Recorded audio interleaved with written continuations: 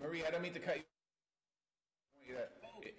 In the year of Zoom, we don't want you to, say anything too nice about anybody, because it might be reported on if we do that. So let me first just thank the task force for your amazing work. It has been in the past in Boston. Down and trying in the city of Boston, we put together something called the Crisis Response Forum, and it was dealing with coronavirus and the numbers we saw in April and May and June. 750 people there at Boston Hope, and in the midst of all this, George Floyd was murdered, and that was, for me personally, very challenging, because, as I said in the past, I didn't know quite honestly, what the right words were, and at the time I said that I'm going to listen, and I took some heat for that. Some people criticized me for saying that, and at that moment in time, that was the right thing to do, and what we did was we came back with a response.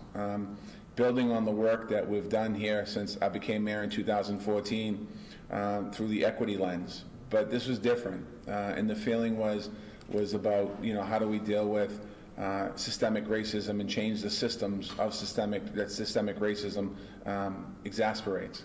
And we declared racism a public health crisis, and Marty Martinez and the Boston Public Health Commission is working on that. And we also, prior to that, had put together a task force to look at health inequities due to COVID-19. In the beginning of this, the Black Americans, in particular Black Bostonians, African American and Black Bostonians, were testing at a 44% rate. And we started to work on those issues. And then when we declared racism a public health crisis, we went to work on that. We also created the Office of Equity. Dr. Carolyn Crockett, is our first ever chief, and she's on this now. And I want to thank her for her work. She's done some amazing work in a very short period of time, and really making sure equity is at the center of everything that we do in the city, in every department, every cabinet, every office, every person, and we're working there. And I think one of the most dynamic things we did was put together this police reform task force. And I want to just say thank you to all of you. I want to thank Chairman Wayne Budd for chairing this. Reverend Brown, thank you. Allison Cartwright, thank you. Jamal Crawford, thank you. Sergeant Eddie Crispin, thank you. Joe Feaster, thank you. Darren Howell, thank you. Javier Flores, thank you. Tanisha Sullivan, President of the NAACP, thank you. Marie St. Fleur, thank you. Dennis White, Superintendent Dennis White, thank you.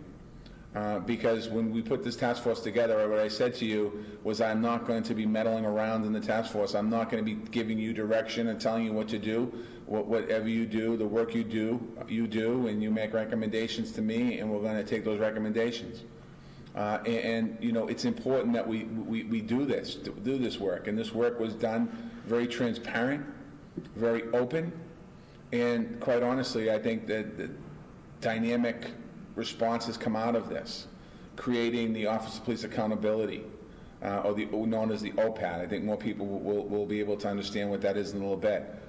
Working on the Reform Task Force, thank you. I want to thank the city councilors for supporting this measure, and thank you for your input along the way. I think there's some city council on this. I'll get you in a few minutes.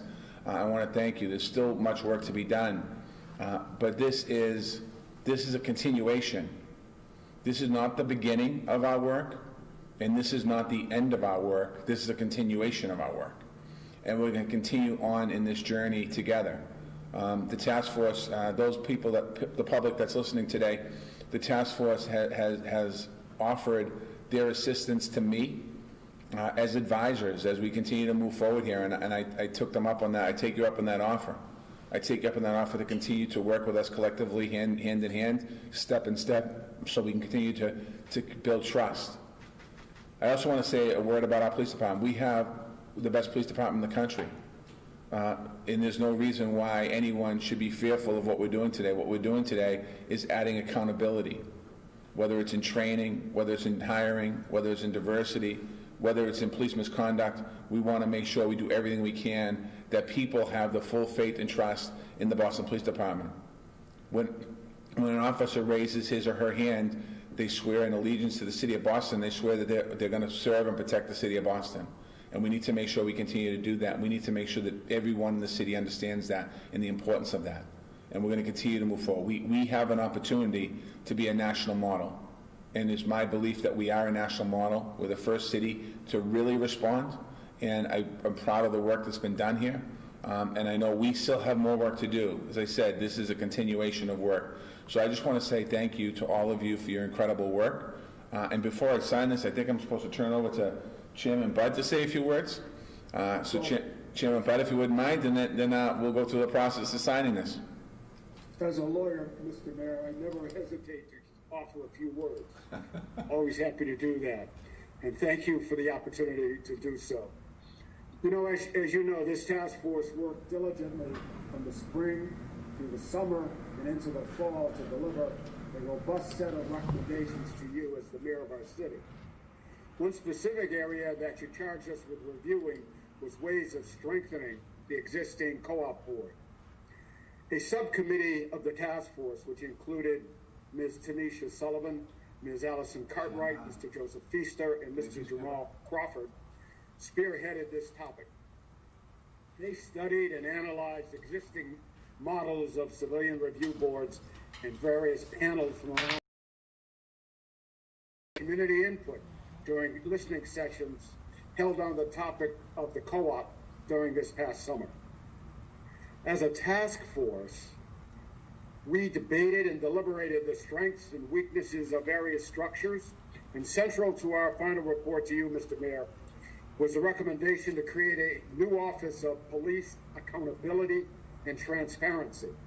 This new office, now known as the OPAT, would be designed to staff and support the Civilian Review Board and the Internal Affairs Oversight Panel, replacing the previous co-op board.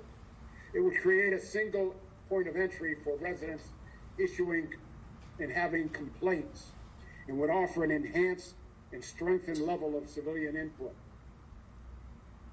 We also recommended that the overarching commission, made up of the chairs of the three branches, be given the power of the subpoena to ensure it was given adequate means to promote accountability.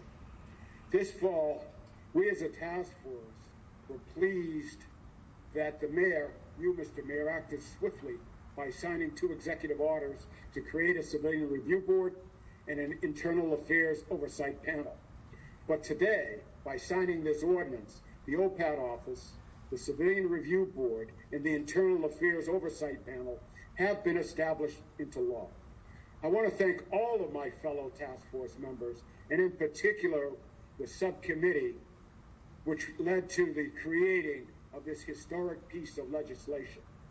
I want to also thank you, Mr. Mayor, on behalf of the task force, for your commitment and leadership in creating the task force and not only supporting, but implementing our recommendations for lasting change. So our thanks goes out to you, Mr. Mayor, and on behalf of the task force, it's been a pleasure to serve in this capacity for you and the city of Boston. Thank you. Thank you very much, Mr. Chairman, and thank you for your great work, and I truly appreciate everything that you've done guiding this, and I appreciate the friendships that have been made throughout this task force and working together. I also want to be remiss if I didn't mention Commissioner William Gross. Commissioner Gross is the leader of the Boston Police Department. I want to thank the Commissioner for his great work, and the command staff for all understanding and recognizing the importance of this moment in time. So thank you, Commissioner Gross. I also want to give a shout out to City Councilor Ed Flynn, City Councilor Kim Janey, Michael Flaherty, Michelle Wu, Julia Mejia, Liz Braden, Anissa Asabi George, Councilor Bach. I think that's who's here today, but the other councilors as well for your great work. Thank you very much for all of your work this year, because this has been really an incredible year. and it's not over. I mean, it's 2020 is over, thank God, but 2021 is now a year of action. We need to continue the action. We need to continue to move forward. I often say people often turn the page when an incident like what happened in Minneapolis happened. We don't turn the page. We need to stay on that page. We need to continue to do this work. So I want to thank you all. And now I'm going to sign this ordinance into law here in the city of Boston. On behalf of the town, I'm doing this for the residents of the city, but most importantly, the task force members that are on here, the incredible work you've done. Truly an honor to sign this piece of work that you all created. So make it law.